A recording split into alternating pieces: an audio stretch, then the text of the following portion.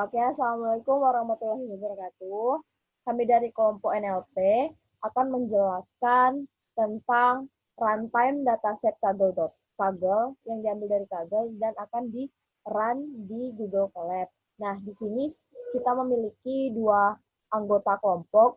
Yang pertama terdiri dari saya sendiri, yaitu Atisam Sakariska, dengan NPM G1A 017002, dan partner saya itu adalah Dani Prihandoko dengan NPM G1A 017010. Selanjutnya, pengertian dari dataset. Nah, dataset ini bisa dikatakan sebagai set data. Nah, di mana dataset ini dipandang sebagai kumpulan objek data. Nama lain yang sering digunakan adalah record, point, vector, pattern, event, observation, cache, atau bahkan data. Sementara objek data digambarkan dengan sejumlah atribut yang menangkap atau capture karakter dasar dari objek tersebut. Selanjutnya,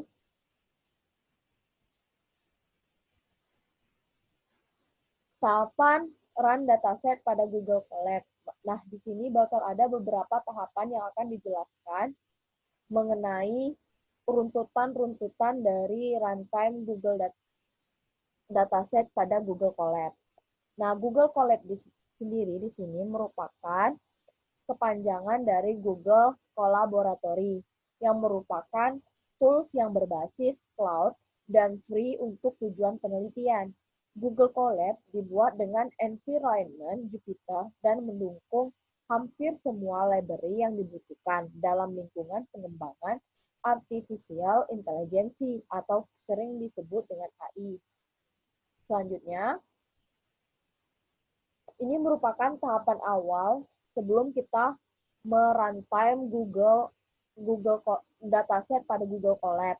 Nah, yang pertama kita harus membuka website kaggle.com dan memilih menu dataset yang digunakan untuk memilih salah satu dataset yang akan kita runtime pada Google Colab nanti. Nah, sebagai salah satu contoh, di sana kita mengklik dataset US Election 2020 Presidential Dataset. Nah, setelah kita mengklik salah satu dari dataset tersebut, kita memilih klik titik 3 pada sudut kanan yang berguna untuk mengcopy API comment. Nah, copy API comment ini digunakan untuk mengcopy nama file Kaggle tersebut yang akan kita runtime pada Google Colab nanti. Nah, selanjutnya penjelasan tahapannya akan dijelaskan oleh partner saya, yaitu Dani Prihandoko. Kepada Dani, dipersilakan. Baiklah, terima kasih. Untuk tahapan berikutnya setelah kita mendapatkan API dari data yang bakal kita ambil datasetnya, pertama-tama kita ketahui bahwa kita harus mempunyai akun pada website Kaggle agar dapat mengakses API data pribadi kita yang berisi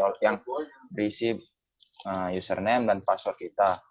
Seperti pada gambar, kita meng-create new API token kita, agar kita memiliki akses untuk mengambil data pada website Kaggle. Kemudian kembali pada Google Colab. Di Google Colab, pertama yang harus kita pastikan agar data kita tersimpan, yaitu kita harus mountkan Google Drive kita atau menghubungkan Google Drive kita pada Google Colab agar penyimpanan data dari dataset ataupun lembar kerja Google Colab kita tersimpan di Google Drive. Kemudian proses instalasi NLTK itu sendiri pada Google Colab. NLTK adalah toolkit yang digunakan sebagai Natural Language Processing.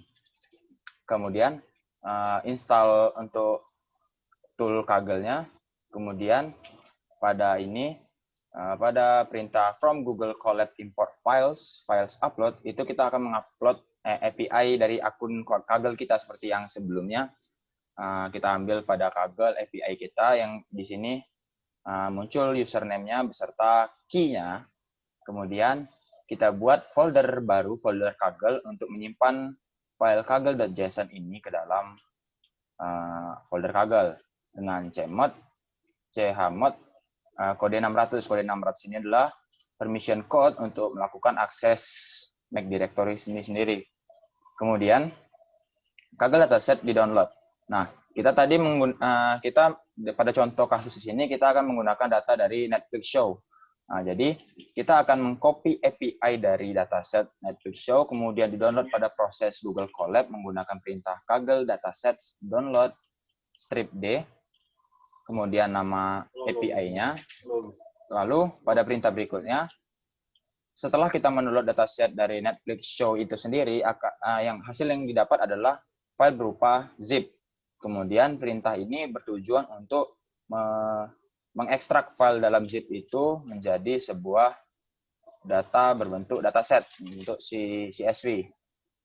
Perintah berikutnya, kita menggunakan tabel pandas sebagai penampilan dataset dari yang kita download itu. Kemudian kita baca CSV atau mungkin dataset yang sudah kita ekstrak sebelumnya menggunakan tabel panda dengan perintah hit, yang artinya hit ini menampilkan data hanya 4 bagian data paling tinggi saja. Mungkin sekian penjelasan dari kami mengenai dataset Kaggle yang ditampilkan pada Google Colabs. Mungkin diserahkan kembali kepada Saudara Tisa. Oke, baiklah, sekian penjelasan dari kelompok kita tentang tahapan runtime dataset Kaggle di Google Colab. Nah, jika teman-teman ada yang perlu ditanyakan, kalian bisa komen di channel YouTube kita. Dan jangan lupa like jika kalian setuju dengan materi yang telah kita infokan. Terima kasih, sampai jumpa kembali.